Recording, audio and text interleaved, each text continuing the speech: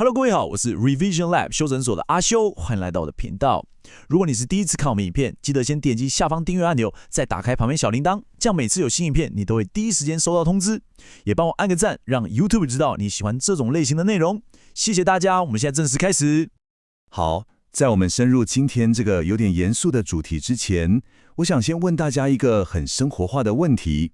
你有沒有曾經為了比方說一個更好的工作機會，或是一間你夢寐以求的學校，而決定打包行李，搬到一個全新的城市去生活？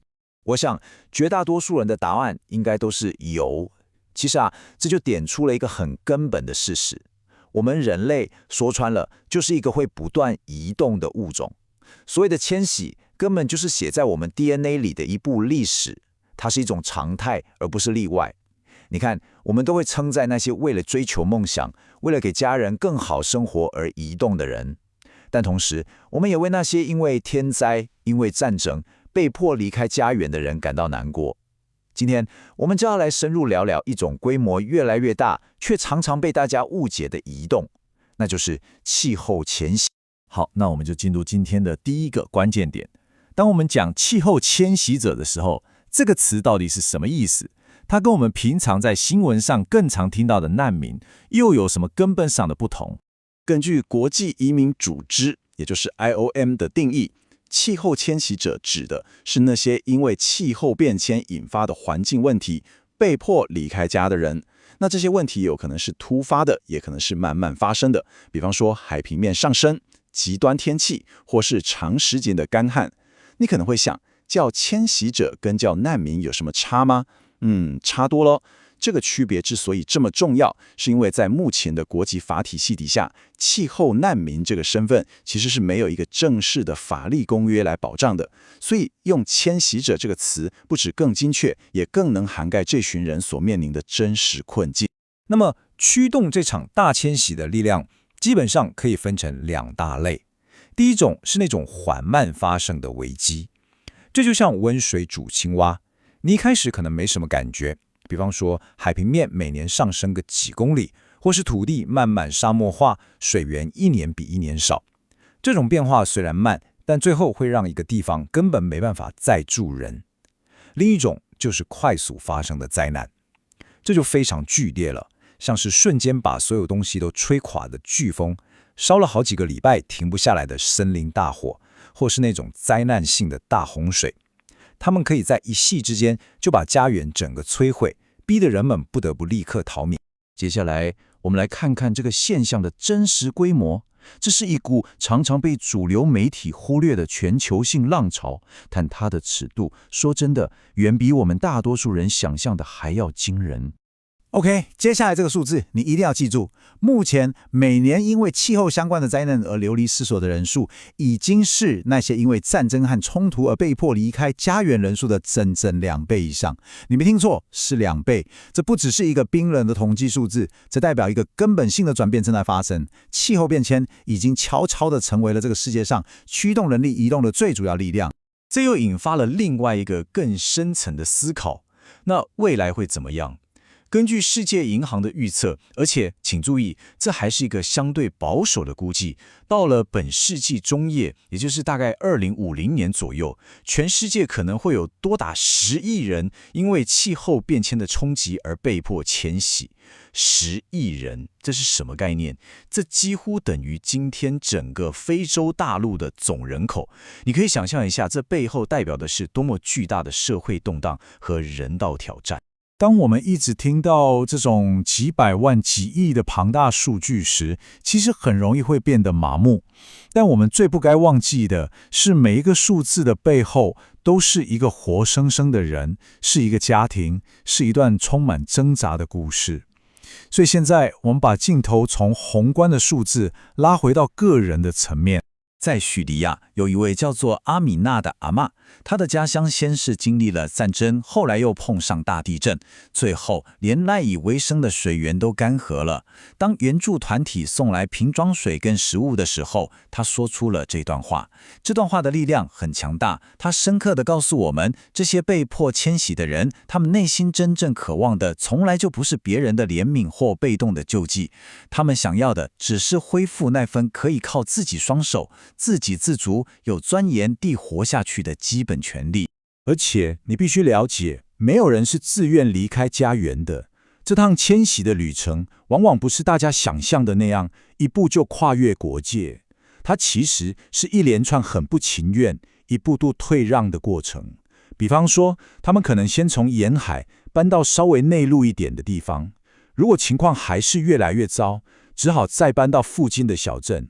到最後真的沒辦法了，才可能由家裡的一個人去到更遠的地方打工，然後把錢寄回家裡。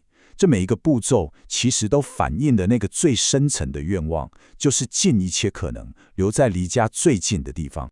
接下來這個概念可以說是理解整個議題的核心。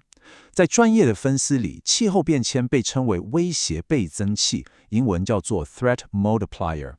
這是什麼意思呢？簡單來說，它的意思就是氣候災難本身不一定會創造出一個全新的社會問題，但它會像火上澆油一樣，讓我們社會裡面本來就很脆弱的那些環節，像是貧窮、政府失能、族群衝突等等，在瞬間被放大，變得更加嚴重。薩爾瓦多有一位漁夫叫胡安，他的故事就是威脅倍增器最真實的寫照。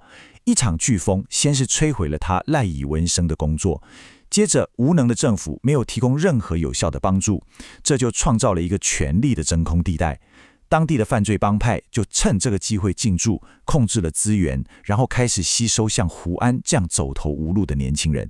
所以你看，最後逼得胡安不得不逃亡的，不是那場颶風本身，而是颶風過後整個社會秩序的崩潰，還有隨之而來的暴力威脅。好，談了這麼多困難跟挑戰，很容易讓人覺得很無力。但接下來我們要來看事情的另一面，就是在這種極端的逆境之中，人類所展現出來的那種強大的韌性跟智慧。在非洲南部的安哥拉，有研究人員記錄下當地社群是怎麼去應對週期性乾旱的，結果非常驚人。他們並不是被動的在那邊等待外來救援，你看他們怎麼做？他們會去採集野生的水果，用傳統的方法把它蒸餾成酒精飲料來增加收入。他們會用泥土跟樹枝蓋那種傳統的穀倉來長期保存糧食。他們更知道要種植像是小米、高粱這種比較能抵抗乾旱的作物。甚至在最困難的時候，他們也清楚知道森林裡有哪些野生植物是可以拿來當做緊急食物的。這一切都展現了一種深植在土地裡的代代相傳的生存智慧。而這項田野調查最震撼的一個發現是什麼？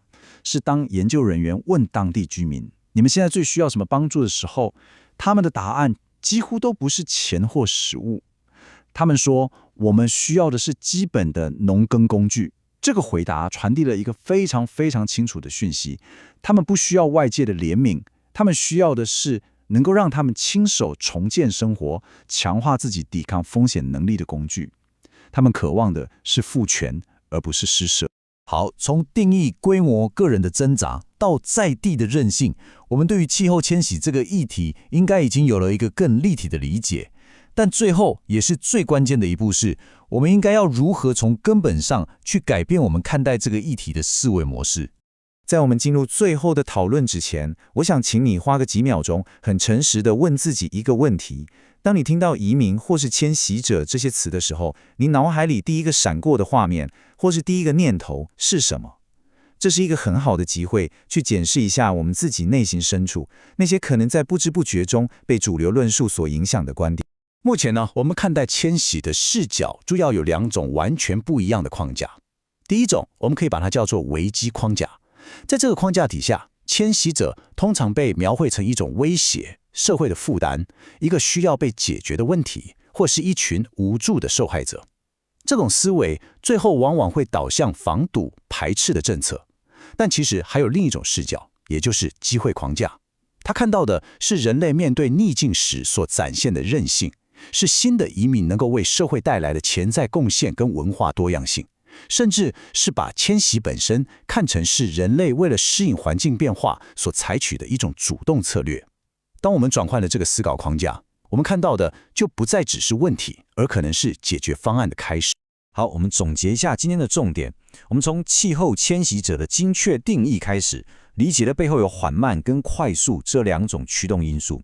我們看到了，它每年影響的人數已經是戰爭的2倍，這個規模非常驚人。但我們也透過阿米娜跟胡安的故事，去觸碰了數字背後的人性掙扎。我們更從安哥拉的案例中看到了在地社群那種強大的韌性，以及他們對於工具而非憐憫的深刻渴求。最後，我們反思了看待這個議題的2種框架，把它看成是危機，還是看成是機會。這一切都導向了這個最終的問題：這個全球性的議題，總有一天會落實到我們每一個人的社區裡。如果有一天搬來你家隔壁的新鄰居就是一位氣候遷徙者，我們的社會、我們的社區，乃至於我們自己本身，真的準備好了嗎？